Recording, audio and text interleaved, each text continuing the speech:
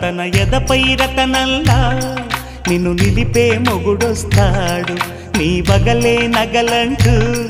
గారాలే కురిపిస్తాడు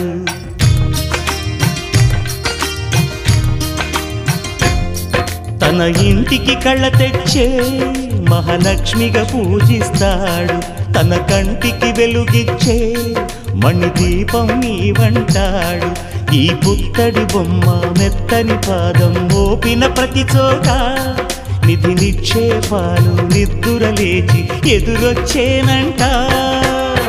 కళ్ళలో ఇలలో ఏ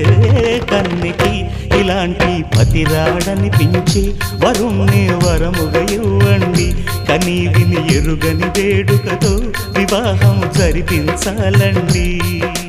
దేవతలారా రండి మీ దీవెనలండి